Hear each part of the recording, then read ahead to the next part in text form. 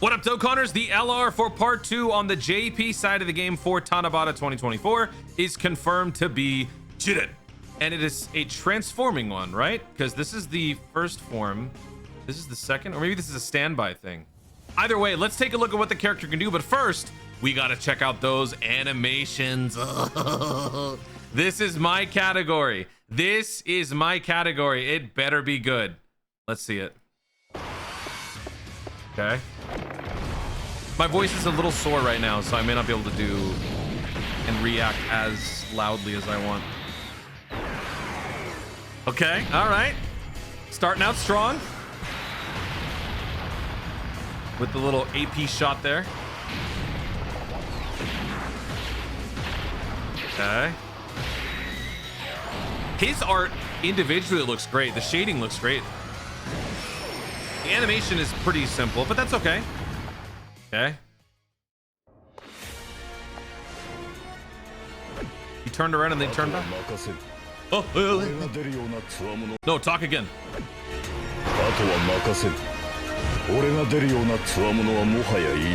Oh, so smooth. Sounds so good on JP.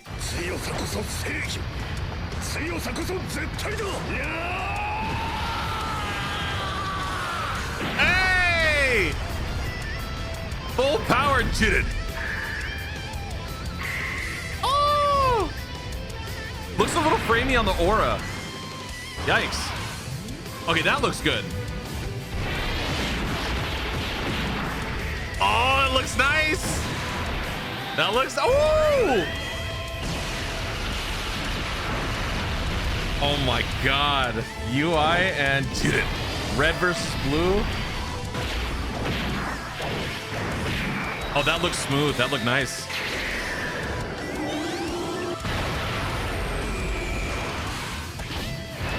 Oh, that's new. Was that? Did he ever do that? Oh!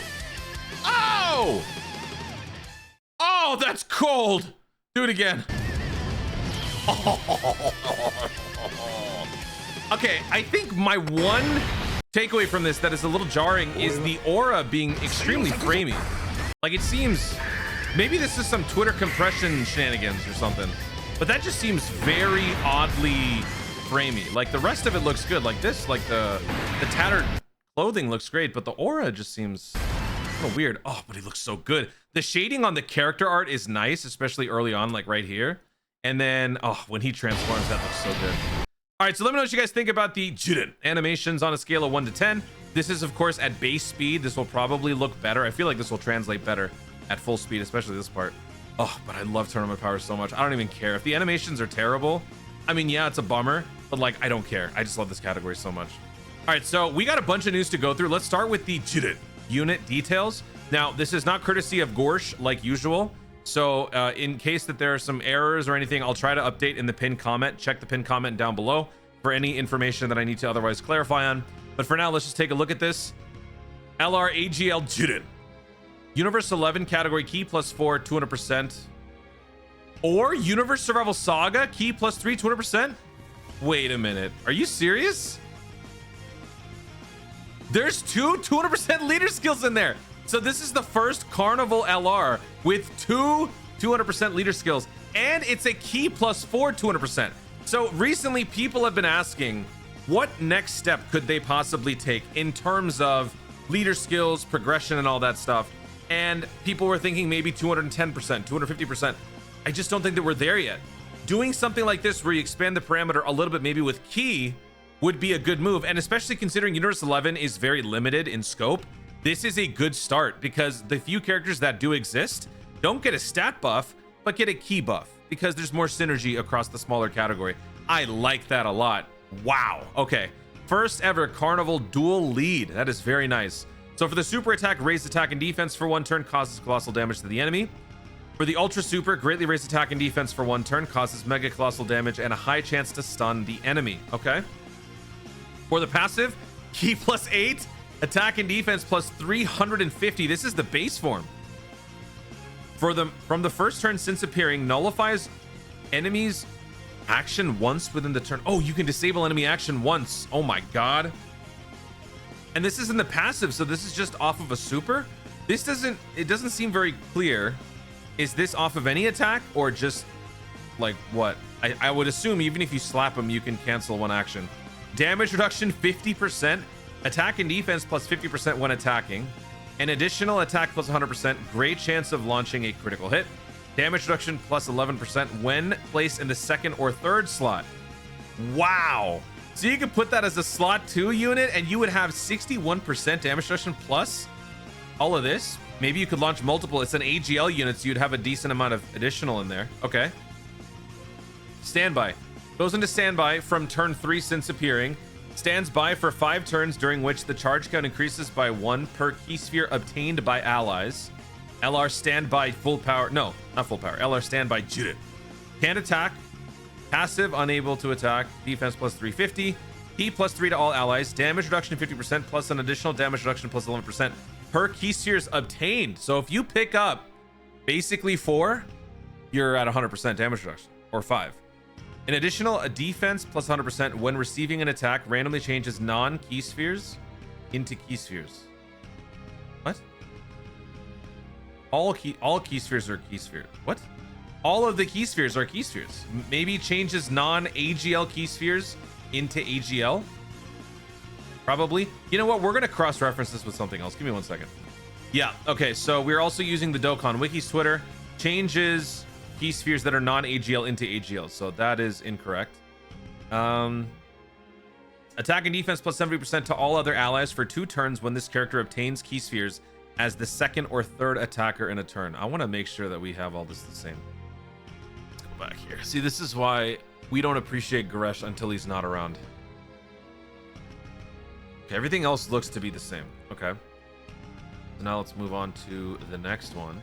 So then when he transforms, actually, what's the condition to transform? It doesn't say.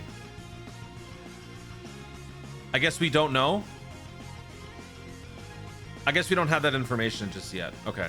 So we're not going to know yet what the threshold is to transform, but I'm assuming it's going to be fairly reachable.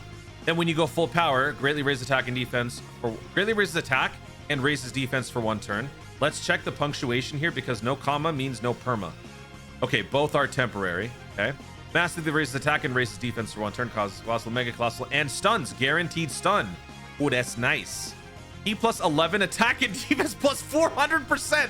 Damage reduction plus 60% from the first turn since appearing. Foresees enemy super attack and gains an additional damage reduction of 11%. What? So now you can scout on top of it? Bro, what? Attack and defense plus 111% when attacking.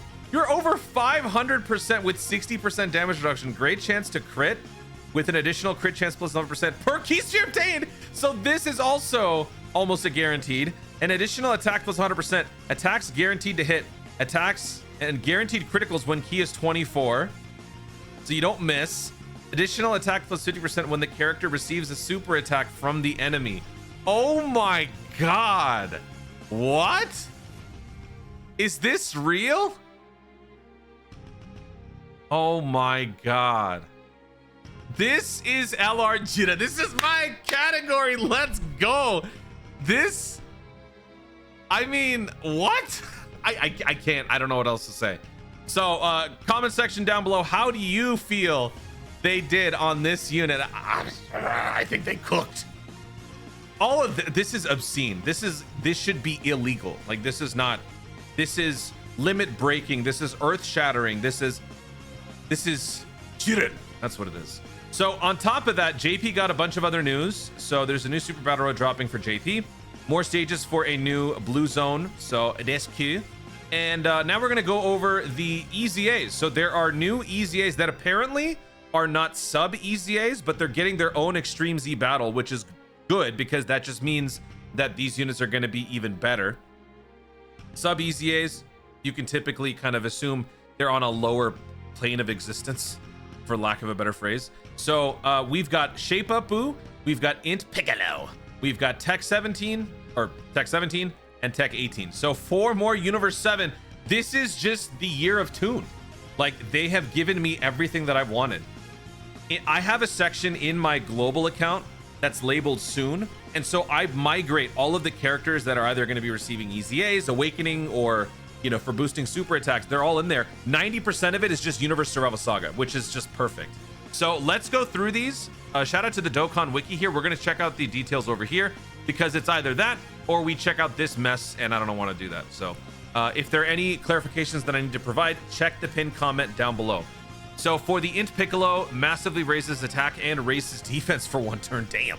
Causes supreme damage and lowers attack. P+1 attack and defense plus 200%. Attacks guaranteed to hit when HP is 80% or less. Seals the attacked enemy super attack if HP is 80% or less when attacking. Plus an additional attack and defense plus 100% when performing a super attack. Plus an additional attack and defense plus 100% when there's another Reps of Universe 7 category ally attacking in the same turn. And if all allies attacking in the same turn are Reps of Universe 7, guards all attacks. Ooh, nice. Tournament participants, key +1 attack and defense plus 30%, plus an additional key +1 defense plus 30% for those who belong in Universe 7. So this is not a Universe Survival Saga character. This is just a Universe 7 character, but I like it. Okay. So considering the humble beginnings that he, you know, that he's coming from, that is an absolutely awesome upgrade. Let me actually pull up what this guy used to do. So Reps of Universe 7, we got to go over here. Piccolo, he's like the biggest afterthought ever. So as you can see, he's not in Universe Survival Saga because he's in the Universe 6 versus Universe 7. This is what he used to do. So I will take that. All right. Let me know what you think about that one on a scale of 1 to 10. Moving on to the Tech 17. So this guy greatly raises defense for 1 turn, causes supreme damage, raise attack multiplicatively for 6 turns. Attack and defense plus 170%, plus an additional attack and defense plus 17% per key sphere obtained, plus an additional attack plus 50 and defense plus 20 per tech key sphere obtained. Plus an additional defense plus 50% when attacking. Medium chance to dodge. Chance of evading an attack plus 17% per rainbow key sphere up to 50. Launches an additional attack that has a great chance of becoming a super attack when there's another Reps of Universe 7 category ally attacking in the same turn. Performs a crit when there's another Battle of Wits category ally attacking in the same turn. Okay, so for him as well, same thing. Coming from humble beginnings, granted not as humble as the Piccolo, but still a much needed boost to this character because look at this. Look at that. Right. So this is all about just nuking. Now there's a little bit more to it. So let me know what you guys think about the Android 17 on a scale of 1 to 10. Moving on to the Tech 18. So now you're raising attack for 1 turn, raising defense multiplicatively. This one is better, I would just say right off the bat. Attack and defense plus 180%. That also makes them better. Changes physical and STR to tech. Whoa! Plus an additional attack and defense plus 30% per key sphere obtained. Wow. Plus an additional defense plus 50% when attacking. Really? So both versions get the defense plus 50. Okay, that's good. Yeah, 18 is just better. Medium chance to crit. Chance to... Oh, this is where the difference kicks in. So 17's got the dodge. 18's got the defense. I think I'd still take that, though. Medium chance to crit plus 18% per rainbow key sphere obtained. Up to 50. Launches an additional super attack that has a high chance... Launches additional attack that has a high chance of becoming a super when there's another Reps of Universe 7. Reduces damage received. She's better. Reduces damage received by 35% when there's another Battle of Wits category ally attack in the same turn. So you could ideally run, I would assume, yeah, these two together because they're both Battle of Wits. They share a lot of links. So you would want to run those two together. Ideally, that's kind of why they're built that way. But still, 18 is better overall. And then last but certainly not least, the Shape Up Boo. I have been wanting this guy to receive an EZA. So greatly raises attack for 1 turn, causes supreme damage, great chance to stun. E plus 3 attack and defense plus 200%. Plus an additional attack and defense plus 200%. Okay. High chance to perform a critical hit and high chance to dodge. Whoa. For 7 turns. Oh yeah, that's the caveat. It's a 7-turn thing because then he falls asleep. Plus an additional attack, defense, chance to crit, and chance to dodge plus 10% per Reps of Universe 7 category ally attacking in the same turn. Nice. 30% extra dodge. Plus an additional attack and defense plus 7%.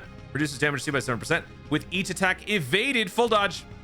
I know some of y'all hate me with my dodge stuff, but full dodge. There you go. Majin on the warpath, I'll say. So there you go. Those are some solid EZAs for Universe 7. Once again, I am very happy with what I'm seeing here.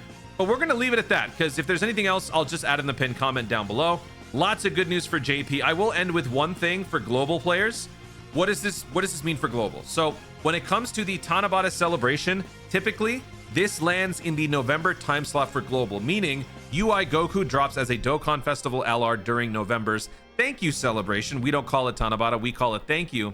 And then the Part 2 LR most of the time ends up in New Year's.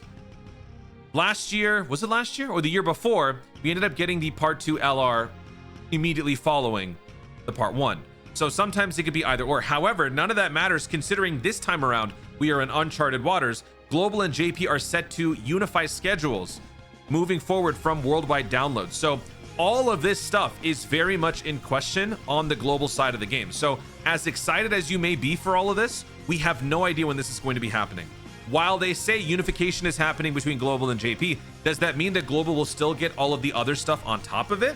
Or will we just go with the flow with everything JP has at the same time? And then whenever these characters return, we would have them debut for the first time on global. We don't know. As of me recording this video, global has still yet to receive any more information on this whole thing.